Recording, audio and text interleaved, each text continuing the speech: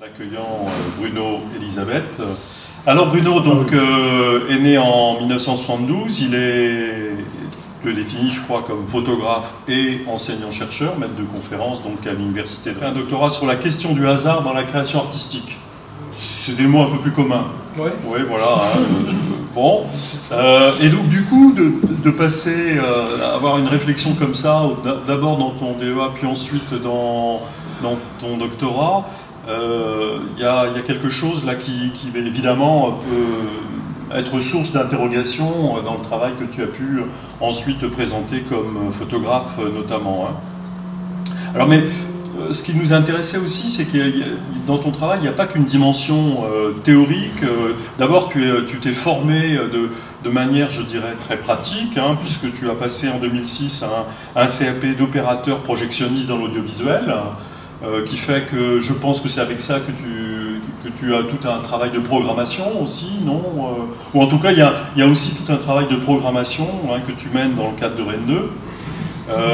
Tu as fait une formation en 2004-2006 au studio Le Frénois. Donc là aussi, il y a tout un autre versant finalement hein, que celui de la thèse.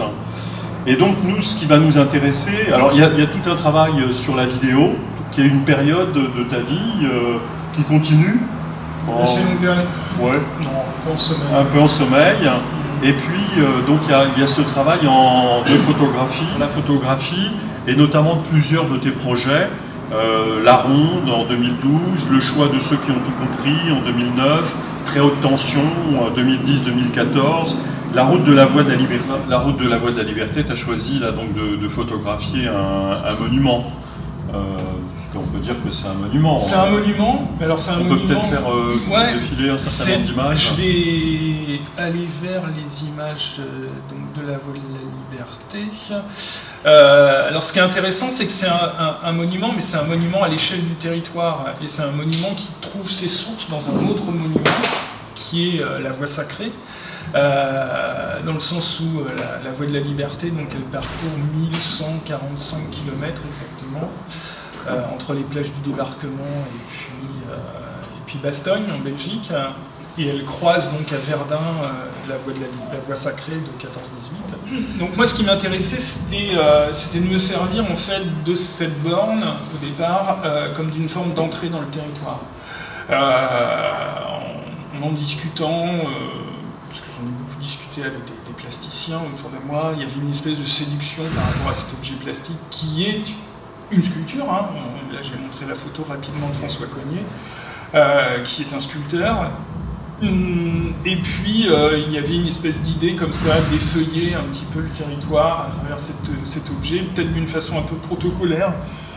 Et puis ça je l'ai vite abandonné, j'ai trouvé ça assez stérile finalement, et pour ne pas le dire ennuyeux, quoi, vraiment. Ça pourrait être un exercice de style hein, assez drôle à faire, mais mon intérêt il n'était pas là. Mon intérêt il était davantage de trouver comment cette page de l'histoire, comment cette voie finalement elle résonnait avec la contemporanéité, est-ce qu'on pouvait y trouver. Donc très vite je me suis rendu compte que ces bornes en fait elles se confrontaient à la modernité, quoi. Par exemple ici là le choc entre ce monument qui passe complètement inaperçu, et ça c'est quelque chose que des dizaines de personnes m'ont dit depuis, quoi. C'est un objet qu'on n'avait jamais vu jusqu'à présent, et puis maintenant on ne voit plus que ça, quoi, dans le paysage. Et puis de le voir se confronter avec ces nouvelles habitations, avec une voie rapide, de voir aussi un peu l'obsolescence de ce monument qui est dégradé, qui est parfois complètement noyé par la végétation.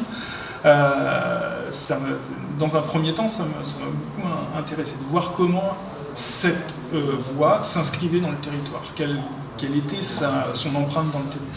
Et puis après, très vite, mon regard il a glissé de la voie vers d'autres objets. Alors là, je suis en train de... par la recherche historique, parce qu'à côté du travail photographique, je me suis plongé dans la lecture, ouvrages historiques, que ce soit des ouvrages universitaires. Beaucoup de témoignages des historiens régionaux aussi, mais ça m'a permis de découvrir des faits, des moments de l'histoire qui sont depuis complètement passés dans l'oubli, et de les connecter aussi, j'en parlais tout à l'heure, à mon histoire personnelle. Là, ici, si je me suis beaucoup penché sur ce qu'on appelait les ALG, c'est les Air Landing Ground.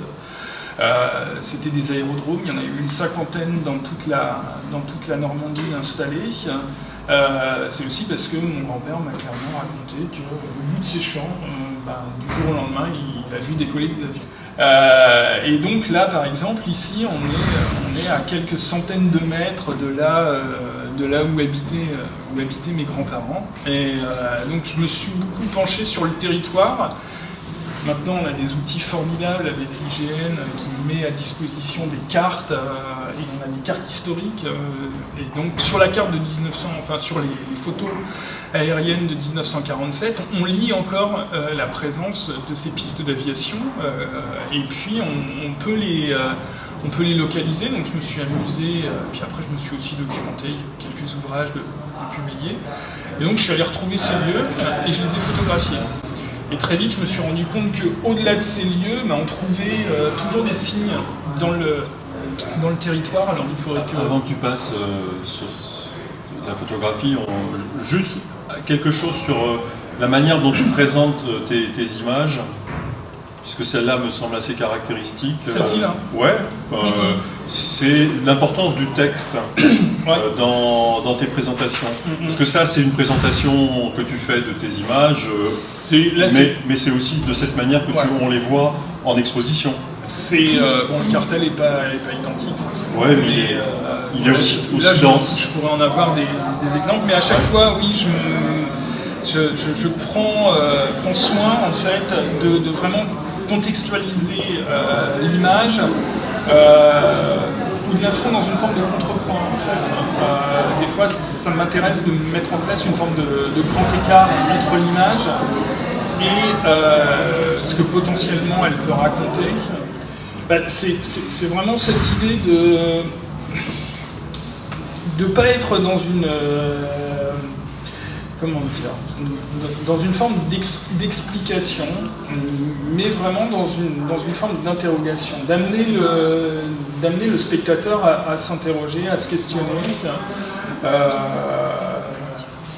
J'aime bien dire aussi que j'ai envie de faire appel à l'intelligence du spectateur, à sa curiosité, plutôt que de lui amener des réponses tout cuites. Je trouve ça plus intéressant d'être dans une forme de dialogue aussi.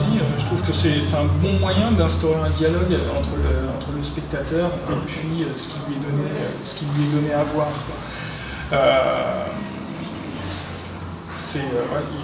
Il y a cette idée.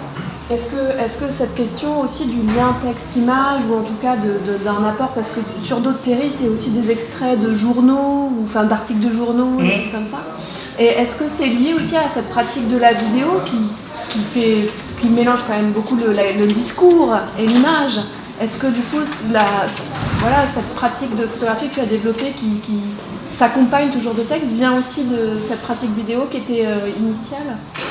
Disons que c'est vrai qu'après avoir suivi le cursus du Frénois,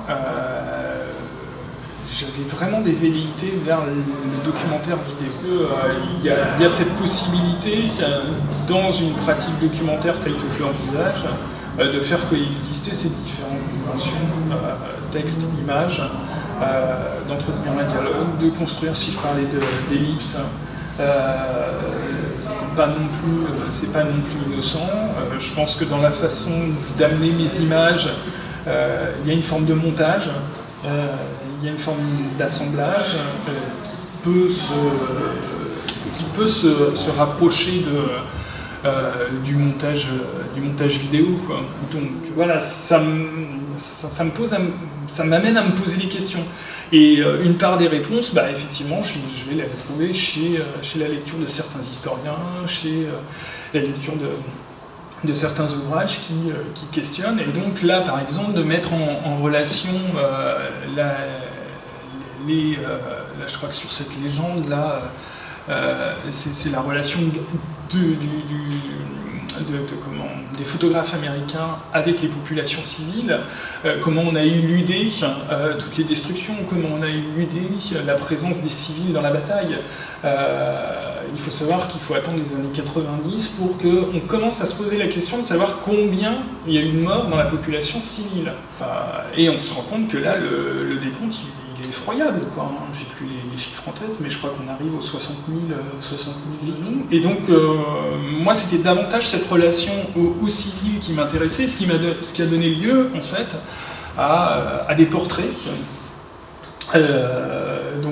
Notamment à Cherbourg, autour de Bazouges-la-Pérouse, et puis à Rennes. Donc, 3 lieux, en fait, qui sont 3 temps comme ça de cette... Et j'ai rencontré donc, des gens qui avaient des souvenirs mais, extrêmement poignants, quoi. Et à chaque fois, je les interrogeais sur le premier moment de rencontre. Hein. Et je les ai amenés à revenir à cet endroit.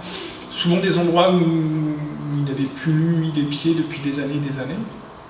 Comme ce monsieur là qui m'a raconté qu'il habitait dans cette maison à la Libération, donc je l'ai photographié sur le pas de porte, là où il se trouvait quand il a vu le premier Américain arriver, et ce premier Américain il a été tué 100 mètres plus loin par un sniper dans un arbre. Donc tout ça, d'une certaine manière, ça construit une relation à l'histoire très très forte. Et moi j'avais toujours en tête dans ce travail, je crois que c'est Serge Barcellini qui parle de ces 3 strates de la mémoire, de la politique mémorielle, lui il parle, mais c'est le souvenir. Donc le souvenir, c'est le vécu, c'est les témoins, c'est les acteurs. Là on est vraiment dans le viscéral, dans le plus enfoui dans le vécu. C'est la mémoire, donc là c'est déjà une forme de restitution, c'est déjà une forme de construction, donc une forme d'élaboration d'un message qui est transmis. Le traditionnel aussi. Ouais, et puis le troisième temps c'est l'histoire, quoi. Et mon travail, j'ai essayé d'articuler d'une certaine manière ces 3 strates dans ce travail, et de montrer qu'il se situait aussi à une forme de tournant, dans le sens où là on est vraiment par rapport à la Deuxième Guerre mondiale en train de basculer de la construction mémorielle vers l'histoire, dans le sens où tous les témoins, malheureusement, mais le cours naturel des choses, sont tous en train de disparaître. Et donc il nous faut passer à autre chose. Et d'une certaine manière, j'espère qu'un travail comme celui-là, il permet modestement, mais d'apporter une petite contribution et une petite trace autour de ces questions, quoi. Il y avait des témoins d'ailleurs au vernissage de l'exposition. Il y avait quelques témoins qui s'étaient déplacés, quelques témoins de Bazouges et puis quelques témoins de Rennes qui étaient là. Est-ce que, une petite question, est-ce que justement avec les témoins par exemple, les photographies sont proposées en lecture une fois qu'elles sont réalisées dans le cadre de portraits ou lorsqu'il s'agit de croiser avec des témoignages? Est-ce qu'il y a un retour à partir des photos ou juste une collecte de paroles? La collecte de paroles, elle s'est faite en amont.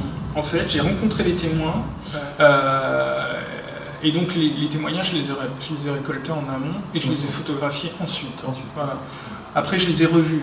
Donc ils ont vu ce que j'ai fait de leur témoignage et tout. Et aucun ne semblait mécontent du tout de ce que j'avais fait de leur témoignage. Je leur avais fait, il y avait quand même eu un dialogue parce que je leur ai fait relire ce que j'avais écrit, ce que j'avais sélectionné, de façon à ne pas trahir d'une certaine manière leurs propos au collège. Parce que si je posais la question, c'est que je trouvais que finalement, alors moi je ne connais pas très peu ce travail, mais je trouvais que finalement il y avait une sorte de regard très critique, dans le sens plein du terme, sur ce qui fait signe en fait. Ce qui fait signe pour vous quand vous photographiez, ce qui arrive, ce qui affleure, les confrontations. Et finalement, je me disais que finalement ça interroge aussi la représentation de ce qui fait signe pour les gens qui ont assisté à des moments différents et qui assistent avec des écarts. Donc c'est vrai que l'effet retour, c'est un petit peu ça qui m'intéressait, c'est savoir comment ce qui est photographié à un moment donné est en capacité de faire ressurgir des choses ou bien d'en masquer d'autres, enfin je ne sais pas. Disons que effectivement, hein, quand on voit une photo comme ça, et quand on lit la légende qui l'accompagne, oui, la dimension critique, elle est là, quoi. Je pense que la dimension du documentaire critique, d'ailleurs, je suis pas venu les mains vides, parce que voilà, pour une photographie, documentaire critique. Et ça, c'est vraiment un bouquin qui me semble être...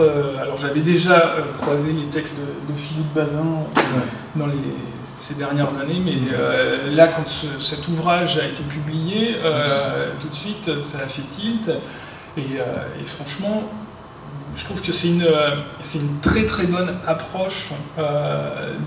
Enfin, je trouve que ça synthétise bien certaines idées qui portent mon travail. Enfin, voilà. Moi, je te propose de changer un petit peu de projet et peut-être d'aller sur des travaux qui, a priori comme ça, n'auraient pas forcément cette même dimension, mais qui pourtant, comme on en discutait, notamment, par exemple, la ronde. Oui. La ronde, en fait, c'est un peu un point de départ pour moi. Puis moi, en fait, j'ai décidé de suivre les services de voirie du département et de l'intercommunalité. Donc sur une dizaine de journées, comme ça, j'ai suivi ces personnes qui m'intéressaient beaucoup parce que je trouve que c'est des gens en fait qui sont dans des territoires ruraux aussi indispensables que généralement complètement inaperçus. On les voit comme ça vite fait au bord de la route.